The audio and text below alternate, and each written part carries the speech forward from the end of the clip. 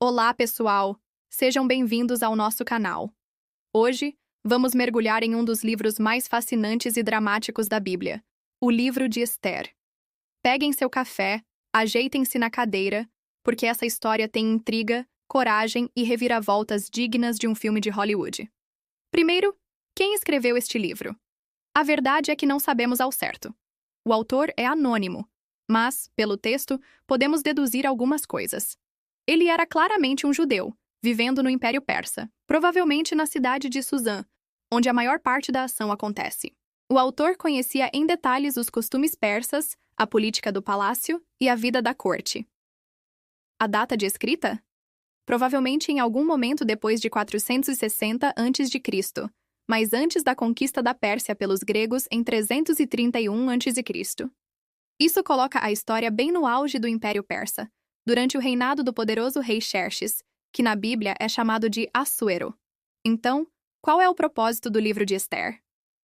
O objetivo principal é contar a origem da festa judaica do Purim.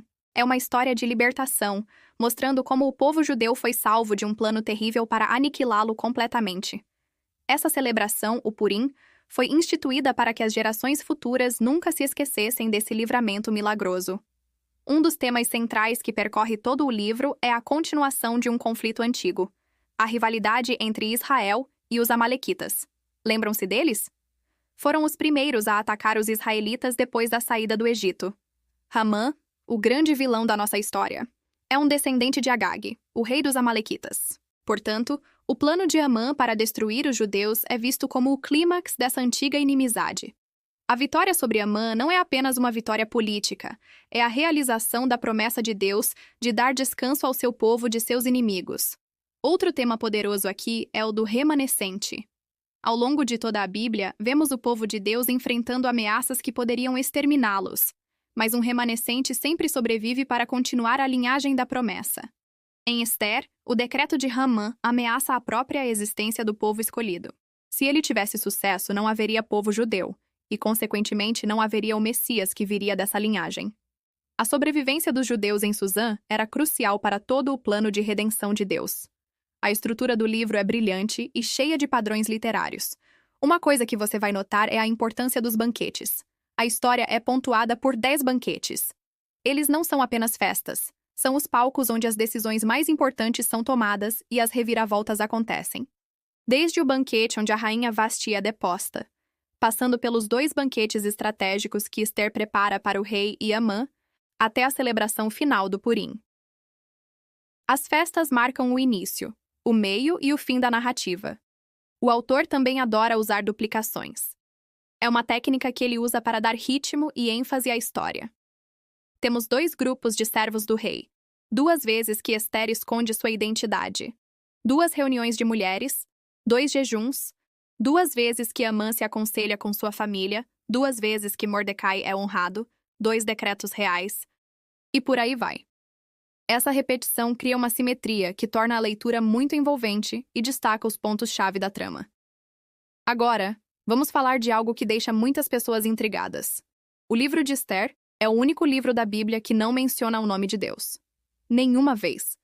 Não há menção a orações, sacrifícios ou adoração explícita. Isso levou alguns a questionar seu valor espiritual, mas, na verdade, essa ausência é uma ferramenta literária genial. Pense nisso. A história está cheia do que parecem ser coincidências. O rei não consegue dormir na noite exata em que precisa se lembrar de Mordecai. Ester consegue o favor do rei no momento perfeito. Os planos de Ramã se voltam contra ele de forma espetacular. Ao não mencionar Deus diretamente, o autor nos força a ver sua mão agindo nos bastidores. Ele está nos mostrando que Deus é soberano e controla cada detalhe, mesmo quando sua presença não é óbvia. A providência divina é o herói silencioso da história. É uma lição poderosa de que Deus está trabalhando em nossas vidas, mesmo nos momentos em que não o vemos ou sentimos. Vamos dar uma olhada rápida na estrutura do livro para entender como a história se desenrola. Ela pode ser dividida em 3 partes principais, cada uma começando com um tipo de festa. A primeira parte, capítulos 1 e 2, são as festas de Xerxes. Começa com o grande banquete do rei, que leva à deposição da rainha Vasti por sua desobediência. Isso abre caminho para uma nova rainha ser escolhida. E quem é a escolhida? A nossa heroína, Esther, uma jovem judia órfã, criada por seu primo Mordecai. Ela vence o concurso de beleza e se torna rainha, mas mantém sua identidade judaica em segredo. A segunda parte, que vai do final do capítulo 2 até o capítulo 7, podemos chamar de As Festas de Esther. Aqui a tensão aumenta. Mordecai, que se senta à porta do palácio, descobre um complô para assassinar o rei e o denuncia, salvando a vida de Xerxes. Enquanto isso, o vilão Amã é promovido e exige que todos se curvem diante dele. Mordecai, sendo um judeu fiel, se recusa.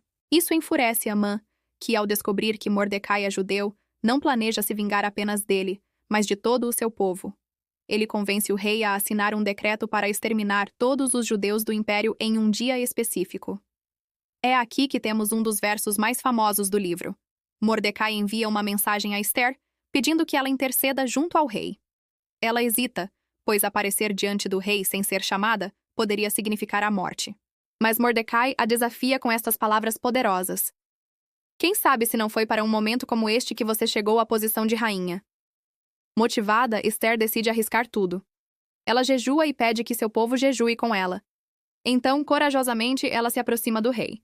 Em vez de puni-la, ele a recebe. Ela então convida o rei e Amã para um banquete, e depois para um segundo banquete no dia seguinte. É entre esses dois banquetes que a coincidência divina acontece. O rei não consegue dormir e pede para ler os registros do reino. Ele descobre que Mordecai nunca foi recompensado por salvar sua vida. Na manhã seguinte, quando Hamã chega cedo para pedir a permissão do rei para enforcar Mordecai em uma forca que ele mesmo construiu, o rei lhe faz uma pergunta. O que se deve fazer pelo homem a quem o rei deseja honrar? Hamã, pensando que o rei se refere a ele, descreve uma cerimônia grandiosa. E para seu horror, o rei ordena que ele faça exatamente isso. Para Mordecai, a humilhação é total. No segundo banquete de Esther, ela finalmente revela seu pedido e sua identidade ao rei. Ela expõe o plano maligno de Amã para destruir seu povo. O rei fica furioso e, em uma reviravolta poética, Amã acaba sendo enforcado na mesma forca que preparou para Mordecai. A terceira e última parte, dos capítulos 8 a 10, é sobre as festas do Purim. Com Hamã fora do caminho, o problema ainda não está resolvido. O primeiro decreto do rei não pode ser revogado.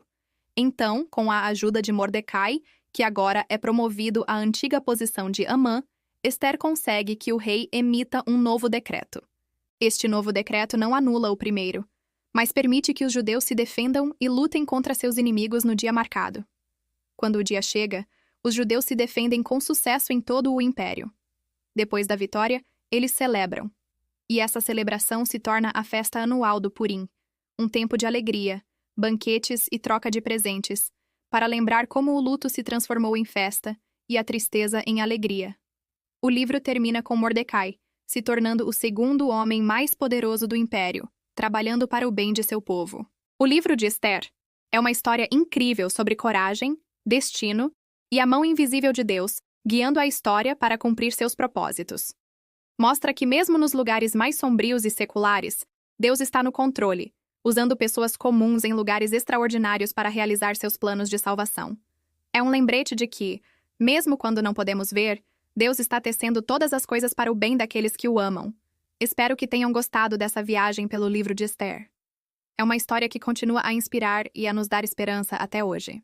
Se você gostou deste vídeo, não se esqueça de deixar seu like, compartilhar com seus amigos e se inscrever no canal para mais estudos como este.